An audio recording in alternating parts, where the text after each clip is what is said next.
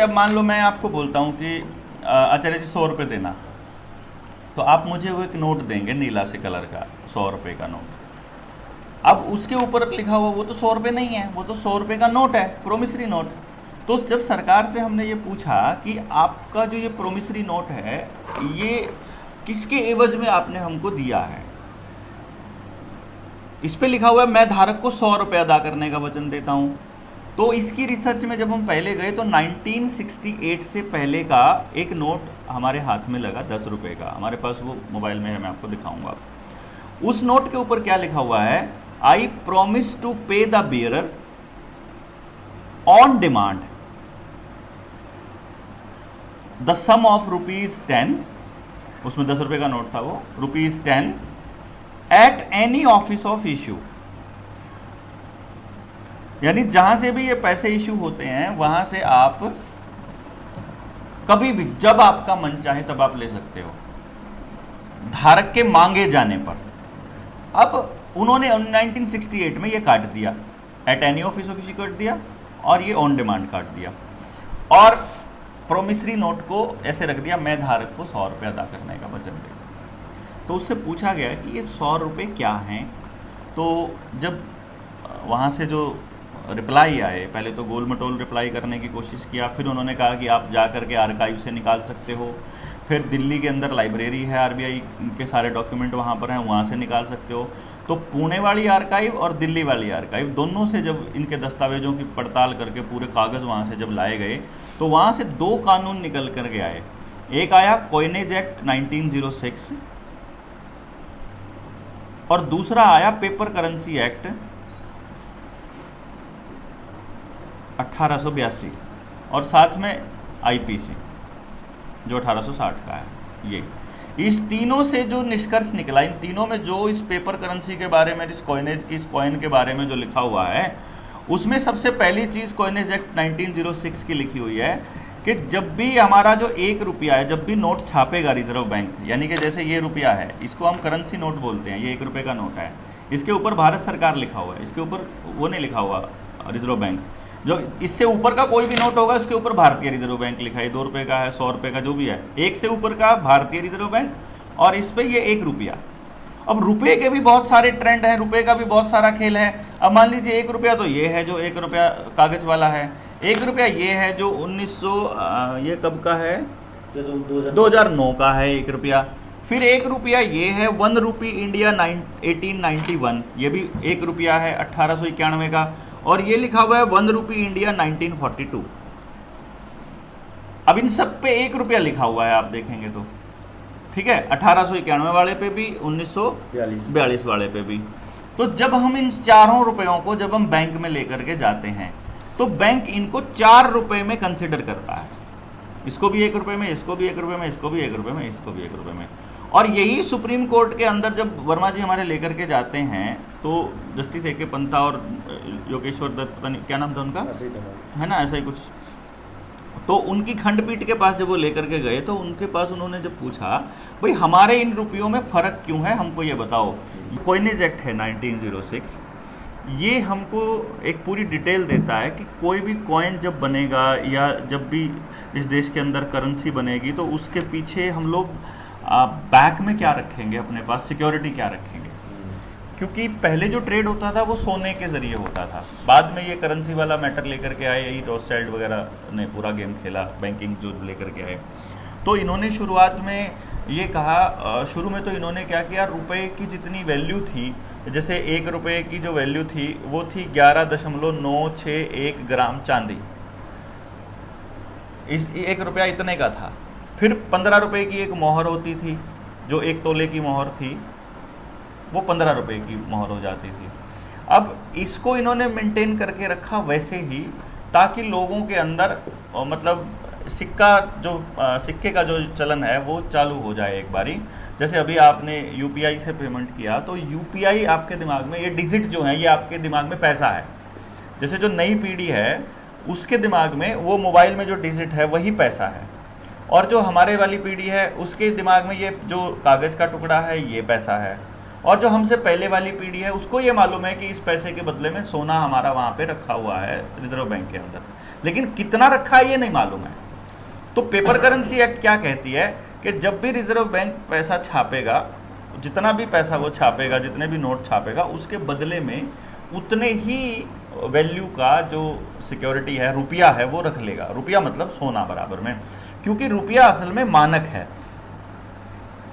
ये लेन देन का साधन है और ये बिना स्टैंडर्ड के नहीं चलेगा। तो इसका स्टैंडर्ड आज भी 1882 की पेपर करेंसी एक्ट, जो कि अभी तक वैलिड है, अभी उसको इन्होंने मतलब एक तरह से रिपील नहीं किया है उस कानून को, और वो कहता है कि 1 रुपया बराबर है 777 मिलीग्राम सोना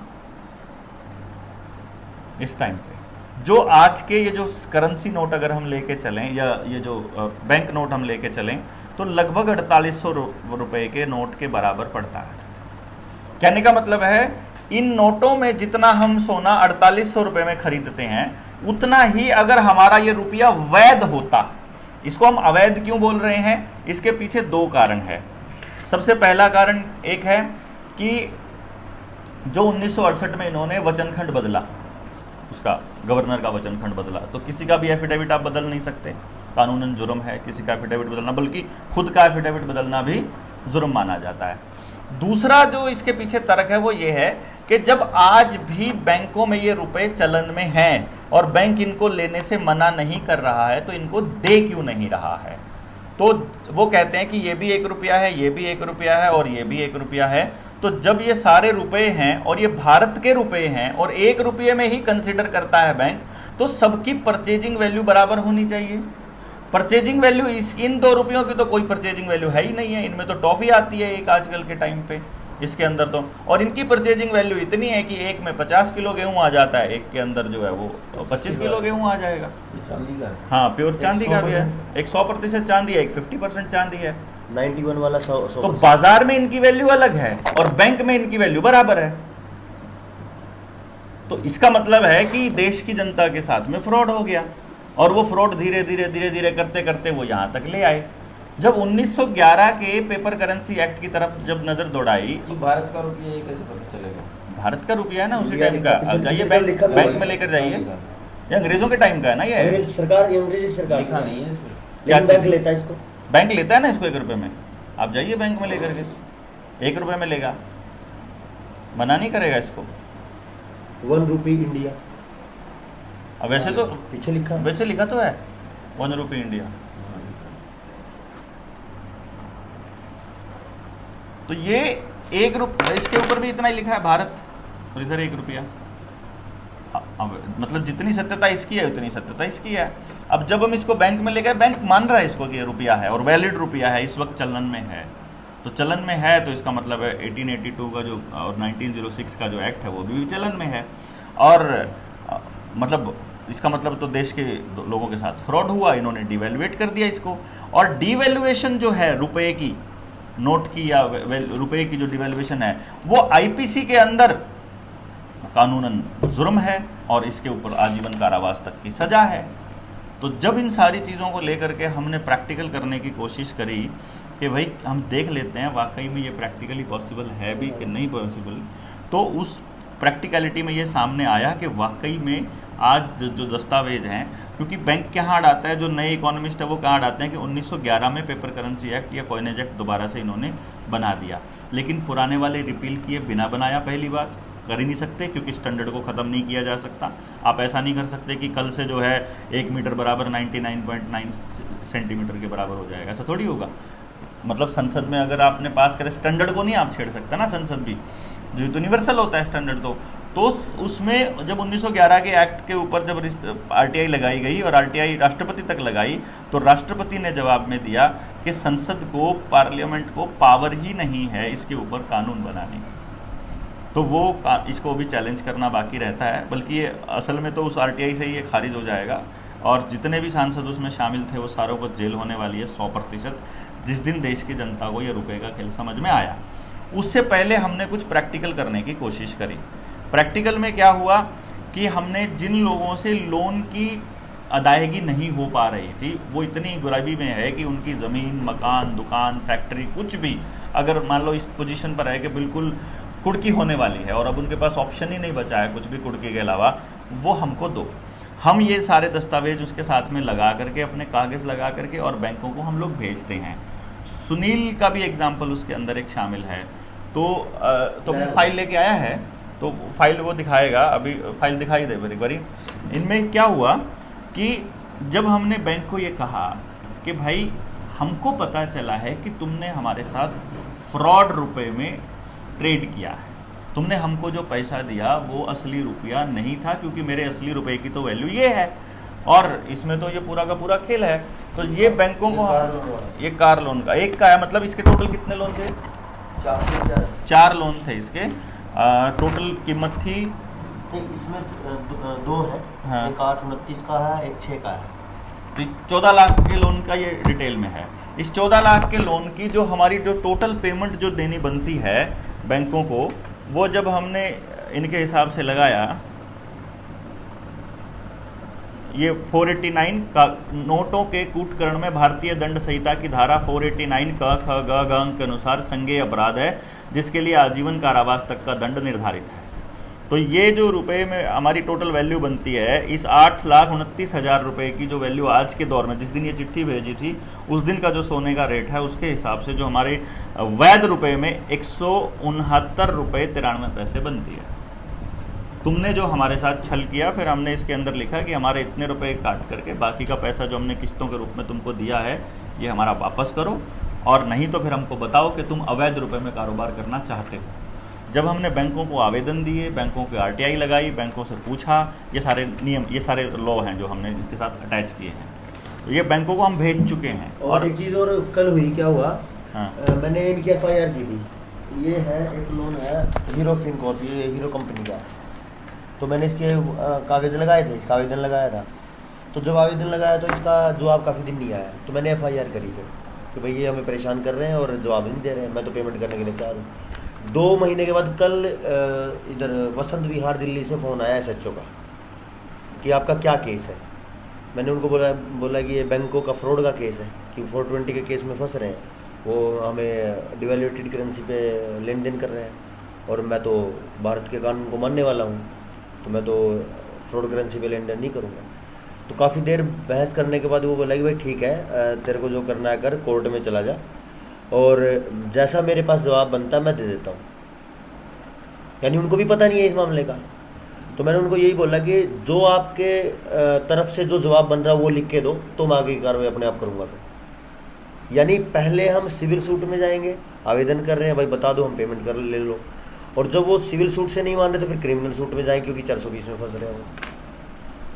बैंक हमारे साथ 420 कर रहे हैं, ये हम उनको बोल चुके हैं, और बैंक इस बात को मानता है, क्योंकि जब ये चिट्ठी, जब तक हमने बैंक को नहीं भेजी थी, सुनील ने नहीं भेजी थी, तब तक बैंक वाले रोज़ तो इनको फ़ोन, मेरे साथ ही गाड़ी में हम लोग साथ रहते थे, पूरे हरियाणा में घूम रहे थे, तो 24 घंटे तो उनका फ़ोन आना, कभी एक लोन के लिए, कभी दूसरे लोन के लिए। अब हम लोग समाज का काम कर रहे हैं तो फिर कमाई कब करेंगे, तो वो ऑब्वियसली सारा का सारा बैठ गया।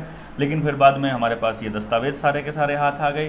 दस्तावेज हाथ आने के बाद हमने फिर इसका प्रैक्टिकल कि चलो कर ही लेते हैं, और उनको बोल दिया कि भाई ठीक है, हम देना चाहते हैं, आप हमारे को ये हमारे सवालों का जवाब दे दो। जैसे ही चिट्ठी बैंक के पास जाती है, मतलब बैंक का फ़ोन Day 1 ही आना बंद हो जाता है। मतलब रिकवरी वालों के पास खबर पहुंच गई, इसका मतलब आराम से उसी दिन उसी टाइम पहुंच गई कि इसको फ़ोन नहीं करना, बाकी किसी को भी फ़ोन कर लो। और तेरा कागज़ भी उल्टे आ गए थे। कौन सा कागज़? नहीं, कागज़ तो नहीं आया। एक और था, ये दूसरा केस जो है इसका, मेरा एक बिजनेस लोन का है। उसमें सबसे बड़ी कमाल की बात ये हुई, पहले जो धमकी देता था बैंक वाले, वो प्यार से बात करने लगे। तो मैंने उनको मैसेज किया कि भाई साहब, अगर बात पर्सनल होती तो विषय अलग था, बात बैंकिंग सिस्टम की है जो डॉक्यूमेंट बेस्ड है। मेरे पूरे घर की और ज़मीन के पेपर आपके पास हैं, यानी आप टोटल सिक्योरिटी में हो, क्योंकि मेरे को देने तो 9 लाख रुपए हैं, और मेरी जो प्रॉपर्टी की वैल्यू है वो 19-20 लाख रुपए के आसपास है। यानी मैंने उनको बोला कि आपकी टोटल सिक्योरिटी में नीलामी करवा सकते हो, तो मैं तैयार हूँ, अगर हिम्मत है तो करवा दो। लेकिन मैंने कुछ सवाल पूछे बैंक से, यानी सिस्टम से, पर्सनल मैटर नहीं है अपना कुछ भी। तो बैंक तो डॉक्यूमेंट बेस्ड काम करता है, मैं भी डॉक्यूमेंट का जवाब डॉक्यूमेंट्स में चाहता हूँ, और साफ साफ लिखा है कि मैं आपकी शर्तों पर ही कर्ज की अदायगी करूँगा, केवल जवाब दे दो। अभी तक इसका कोई जवाब नहीं आया। अब बोल रहे कि यार मिल ले एक बार, जो पहले धमकी देता था बोल रहे मिल ले यार एक बार। कि बैंक मैनेजर है। अब ये सेटलमेंट की बात करेगा, मैं सेटलमेंट करूँ, क्यों करूँगा? सेटलमेंट कर लूँ कितने में भी, या 0 पे करूँ, तो वो तो फिर वो सिविल को तो वहीं जाना वो है। एनपीए करेगा उसको, सिविल खत्म होने वाला है, तो सेटलमेंट में भी करेगा, और न ये हम इस तरीके से जाएंगे तो भी करेगा। तो हम कानून के हिसाब से जाएंगे। लेकिन कानून जब जो ये कहता है- कोर्ट में कवर होगा। एक बहुत बड़ा जो डेवलपमेंट अपना हुआ है जनता सरकार मोर्चा का, वो ये हुआ है कि किसी का भी कितना ही बड़ा लोन है अगर, तो उस लोन की अदायगी को हम लोग कर रहे हैं। अगर आपने एक किस्त भी अगर अदा की हुई है तो, नहीं अगर भी की है एक तो। किस्त भी नहीं भी दी हुई है तो छोटे मोटे अमाउंट का क्या, 8 लाख रुपए के 125 रुपये देना तो हमारे लिए भी कोई बड़ी बात नहीं है।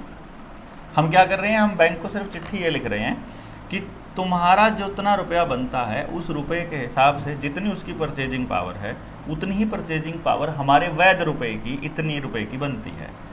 तो आप लोग हमारे खाते से इतना रुपया काट लीजिए, हम उसका चेक भेज रहे हैं, बाकी एक भी रुपया उसमें से काटने की ज़रूरत नहीं है। और जब तक हमारा ये मसला सॉल्व नहीं हो जाता, जब तक बैंक इसका जवाब नहीं दे देता हमारे अकाउंट में से एक भी पैसा काटा तो तुम लोगों के ऊपर हम लोग कानूनी कार्रवाई करेंगे। सिंपल। उसके बाद फिर बैंक ना तो पैसा काटता है, ना ही उसके बाद फिर कोई और कार्रवाई, फिर तो पुलिस की कार्रवाई, फिर धारा 80 का नोटिस, फिर दूसरी आरटीआई जो एफआईआर, वो सब चलती हैं, फिर कागजी कार्रवाई। हमारा ज़मींदार या हमारा जो आम जो नागरिक है देश का, वो कहाँ फंसता है इस बैंकिंग सिस्टम के आगे कि जब बैंक वालों का फ़ोन आता है, एक तो वो डर जाता है कि पड़ोसी क्या कहेंगे, मतलब इज्जत बेइज्जती वाला जो पंगा है। दूसरा, उसको समझ नहीं है कि बोलना क्या है उनके आगे। और तीसरा, वो बैंक मैनेजर से जाके पर्सनल मिल लेता है। मतलब क्या करता है कि बैंक मैनेजर ने एक नोटिस दिया बंदे को, अब उसने क्या किया कि तुम्हारा इतनी किस्तें, तुम्हारी 3 किस्तें जो है वो टूट चुकी हैं, अब तुमको नोटिस भेज रहे हैं, या तो करवा दो नहीं तो तुम्हारा जो अकाउंट है वो एनपीए हो जाएगा। वो बंदा आकर के बैंक मैनेजर से मिल लेता है, बैंक मैनेजर को वो समझा देता है कि मेरा अभी नहीं है, मैं अगले महीने दे दूंगा। बैंक मैनेजर उसको फिर महीने भर का समय दे देता है, बैंक मैनेजर फिर से दूसरा नोटिस भेज देता है, वो फिर आके मिल लेता है, वो फिर समय ले लेता है। ऐसा करके वो साल 6 महीने निकाल देता है ऐसे ही। अब वो बैंक मैनेजर को कुछ भी लिखित में नहीं देता, हमारे वाला बंदा। बैंक मैनेजर सब कुछ लिखित में दे रहा है, पहला नोटिस भी, दूसरा नोटिस भी, तीसरा नोटिस भी। तो जब बैंक मैनेजर जाकर के कोर्ट में खड़ा होता है, बैंक जब कोर्ट में खड़ा होगा तो कोर्ट में दस्तावेज बैंक की तरफ से मिलते हैं, हमारी तरफ से एक भी दस्तावेज मिलता नहीं है। तो जो मालिक है, जो ज़मीन का मालिक है, उसके पास तो कोई कागज़ नहीं होता है। तो यहाँ पे फंसता है पहले नंबर पे, तो लिखित कार्रवाई नहीं करते हैं। दूसरी जहाँ फंसता है वो ये है कि अब सरफेसी एक्ट आ गया है। सरफेसी एक्ट के अंदर डीसी को परमिशन दे दी, डीसी को ये पावर दे दी गई है कि वो महीने 2 महीने के अंदर अंदर आपकी ज़मीन की कुर्की के आदेश दे सकता है। तो बैंक वहाँ पहुँचती, क्योंकि क्या होता है कि गूगल पे कितना सर्च हो रहा है, लोग कितने वीडियोस देख रहे हैं और कितने शब्द इस्तेमाल हो रहे हैं, आर्टिफिशियल इंटेलिजेंस उनको पूरा जानकारी दे रहे हैं कि रुपए के ऊपर देश में जागृति आ रही है, लोग बात करने लगे हैं। तो वो अब धीरे धीरे इस रुपए को गायब करके डिजिटल करेंसी लाने की फिराक में है। सीबीडीसी, ई रुपया जो लेके आने है, सीबीडीसी के जल्दी से जो है आपके पास से ये जो करेंसी नोट है ये खत्म हो जाए।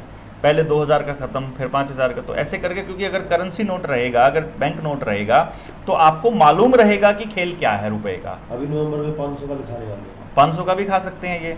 तो 500 वाला खा गए तो उसके बाद में जो है वो आपको मतलब कोई लाभ दे देंगे। अभी इन्होंने मतलब ट्रिलियंस और ट्रिलियंस में रुपया छाप के रखा हुआ है, हर आदमी के खाते में लगभग 1 लाख रुपया ट्रांसफ़र करने वाले हैं ये, हर आदमी के खाते में, जितनी भी पॉपुलेशन है सबके खाते में।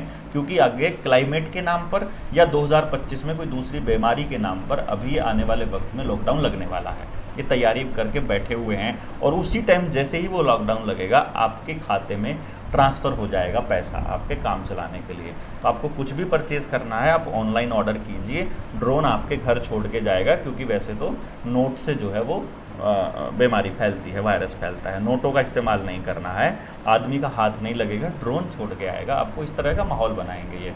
तो वो असली माहौल है बेसिकली आपको घरों में रखना और ऑनलाइन को ज़्यादा से ज़्यादा प्रमोट करना, चाहे उसमें वर्चुअल रियलिटी को प्रमोट करना है, डिजिटल करेंसी को प्रमोट करना है, सब कुछ घर बैठे करने को प्रमोट करना है, आपकी काम धंधे को चौपट करना है, आपके बाज़ार को चौपट करना है, पब्लिक में आपकी अपीयरेंस को ख़त्म करना है। पब्लिक में अगर सरकार के विरोध में अगर आपकी बातें जा रही हैं, सरकार को अगर नुकसान हो रहा है तो उनकी सभाओं को रोकना बेसिकली। असली पर्पस ये है, क्योंकि सरकार वाली सभाएं तो कोरोना के टाइम पे भी नहीं रुकी थी, वो तो चल रही थी पूरा दबा के। तो ये तो है इनका डिजिटल करेंसी लाने का प्लान। तो इसमें हम लोग लगभग कर्ज मुक्त हम हर व्यक्ति को कर पा रहे हैं, जितने भी अभी लोग आए हैं।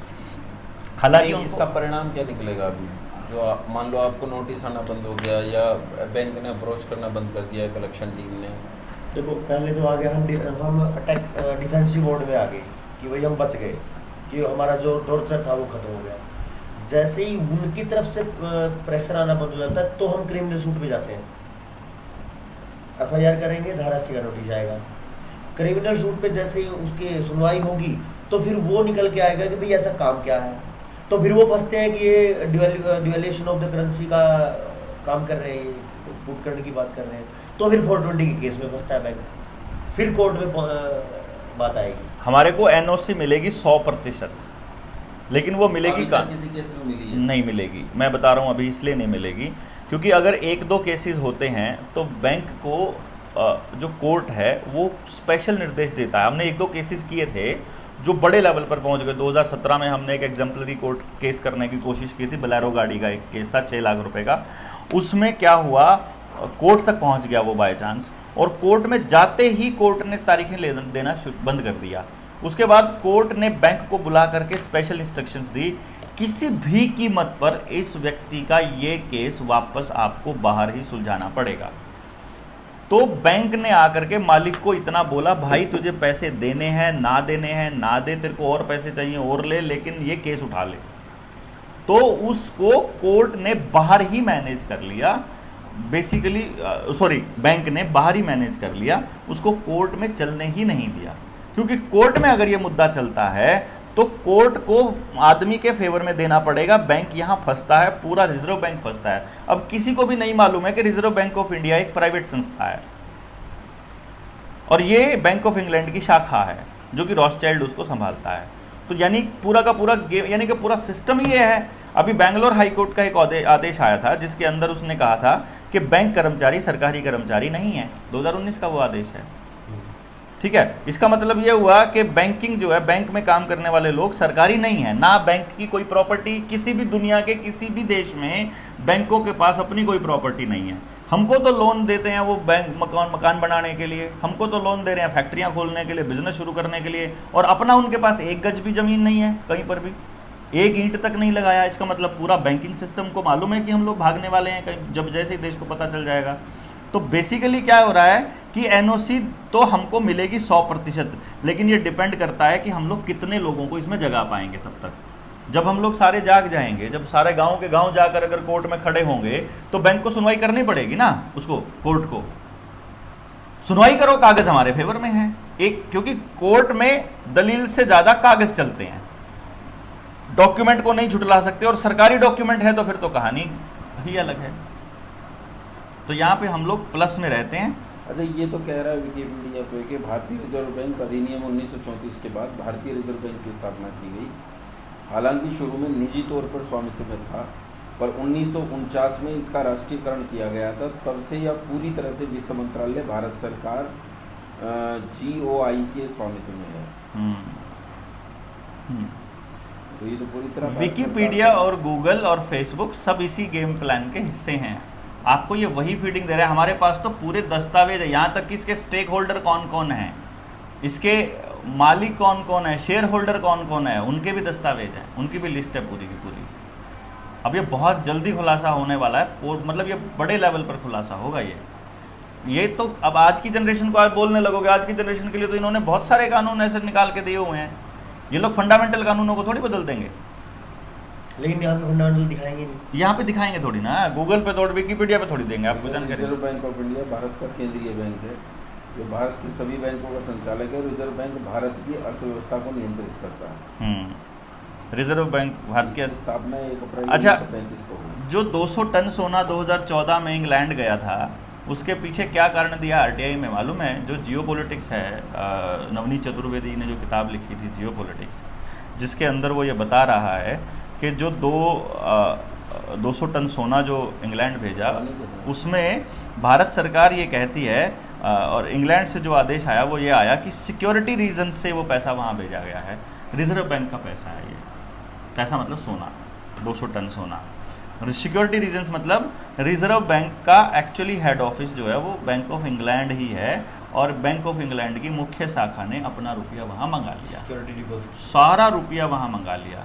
अब हमको ये मालूम भी नहीं है कि आपका कितना पैसा वहाँ, लाखों टन मतलब सोना जो है वो इंग्लैंड लेकर गए थे जिस टाइम पे ये रिजर्व बैंक बनाया था इन लोगों ने। तो 1947 में देश छोड़कर 1934 के बाद मतलब वो करेंसी जब इंग्लैंड वाले बोले कि अंग्रेज़ बोले कि हम लोग अपनी करेंसी लेकर के जा रहे हैं, तुम लोग अपनी छाप लेना, तो जो अपनी करेंसी वो लेकर के गए उसके साथ में वो अपना सोना भी लेकर के जो उसके बैक एंड पर रखा था, उसकी बैकिंग के लिए रखा, सब कुछ लेकर के चले गए। यानी वो जो लूट थी वो लूट आज भी जारी है। जिस टाइम पे की बात हम कर रहे हैं, मुझे 1980 के दौर का भी मालूम है, उस टाइम का भी मुझे याद है जब हम देखते थे 80 के दशक में कि हमारी जो दादी थी उनके पास में सोना और चांदी दोनों होता था और खूब होता था। मतलब पैरों में तो चांदी ही चांदी थी, ऊपर सोना ही सोना होता था। आज किसी के पास सोना नहीं बचा है, सारे खेत कर्जे पे जा चुके हैं, मकान कर्जे पे है, गाड़ी कर्जे पे है, आपका पशु कर्जे पे हैं, आपका ट्रैक्टर कर्जे पे है, आपका क्रेडिट कार्ड अगर बना हुआ है तो आपके कपड़े तक कर्जे पे हैं क्रेडिट कार्ड से जो खरीद रहा है। यानी आज हर बंदा कर्जे पे है और बैंक पैसे पे पैसा छापता जा रहा है, उधर से पैसा छपता जा रहा है, उधर से इसकी वैल्यू कम होती जा रही है। वो कहेंगे आज डॉलर के मुकाबले 80 रुपये हो गया, आज डॉलर के मुकाबले 81 हो गया, आज फलाना हो गया, ढिमका हो गया, ये चलता रहेगा। ये डॉलर के मुकाबले कैसे हो सकता है? मतलब अगर गोल्ड को ध्यान से दिया जाए, अगर परचेजिंग पावर रखी जाए तो परचेजिंग पावर थोड़ी ना कम या ज़्यादा हो सकती है उसकी रुपए की, लेकिन इसी को छुपा दिया गया लोगों से कि ये मानक है, ये स्टैंडर्ड है, इसका गोल्ड स्टैंडर्ड क्या है, इसका एक्चुअली इसकी वैल्यू क्या है, यही नहीं पता है लोगों को। और लोग पीछे भाग रहे हैं इन मतलब बैंक नोटों के पीछे। नोट नहीं है ना असली पैसा, ये असली पैसा गोल्ड है ना। ये सवाल ही आरटीआई के लिए थे जो पहला था। फाइनेंस कंपनी जिस रुपए के लेन देन की बात करती है उस रुपए की धातु मानक स्टैंडर्ड क्या है, कोई जवाब ही नहीं है। ऐसे करके ये 9 सवाल है जो आरटीआई हम डालते हैं, जो किसी कोई बैंक के पास, आरबीआई के पास कोई जवाब नहीं है। तो इसमें अभी आपको क्या करना है, अभी अगर आपको ये लगता है कि इसके ऊपर कुछ प्रैक्टिकली किया जा सकता है, तो जितने अपने लोग हैं, जितने भी अपने सर्कल में हैं, जहाँ भी हैं पूरे इंडिया में जहाँ लोग हैं, उन सबको एक ही खबर करनी है कि भाई कोई ऐसा बंदा अगर आपको लगे समाज के अंदर जो अपने समाज का है और नेक अच्छा आदमी है और वो कर्जदार है और उससे कर्ज का भुगतान नहीं हो रहा। देखिए, हम लोग आनंद लेने के लिए तो कर नहीं रहे हैं। अगर आप वाकई में परेशान हैं और आपके सारे रास्ते बंद हो चुके हैं और अब बैंक कह रहा है कि तुम्हारी ज़मीन की कुर्की होने वाली है, तुम्हारे मकान की कुर्की, तुम्हारा ट्रैक्टर उठा के ले जाएंगे, तुम्हारा कुछ, तो हमको दो डॉक्यूमेंट, तुम्हारा ट्रैक्टर उठा ले तो हमको बोल देना, आपका घर कुर्की नहीं होने देंगे, फैक्ट्री कुर्की नहीं हो, तो वो रुक गया तो सबसे बड़ी राहत हो गई। बात ये उसके बाद लेके भी आएंगे, जीत के भी आएंगे। फिर अगर आज हम बैठे हैं 16 तारीख में, 18 तारीख को अगर नीलामी है तो भी नहीं होगी, तो भी नहीं करना देंगे। मतलब महीने भर का टाइम मिल जाए फिर तो बात ही अलग है। महीना 2 महीना पहले जैसे ही चिट्ठी आती है, कोई कुड़की की चिट्ठी आती है, तभी हो जाए तो बहुत बड़ी बात है। अगर नहीं भी आती है, टाइम के टाइम भी पता चलता है। मतलब बहुत केसेस ऐसे हुए, जैसे हमारे एक मित्र थे पुणे में, उनका 1.25 करोड़ का केस था। उनका घर पे नीलामी करने, ताला लगाने के लिए आए हुए थे, वापस जाना पड़ा उनको। जब डॉक्यूमेंट दिखाए उनको कि तुमको ये कागज़ भेजे हुए हैं, पहले इनका जवाब दे दो, उसके बाद कर लेना, हम कब मना कर रहे हैं। यहीं पे फंस जाते हैं हम, क्योंकि पेपर की लड़ाई सबसे बड़ी लड़ाई है इस टाइम पे। तो वो आप उनसे बातचीत कर सकते हैं, जितने भी लोग हैं। इसमें जो पूरा सिस्टम है इंटरनेशनल, उसमें एक ही चीज़ क्लियर है, या तो बैंक आपको खाए, क्योंकि बैंक सब कुछ बैंक के पास आता है, नहीं तो बैंकों को आपका, इसके अलावा कोई समाधान ही नहीं।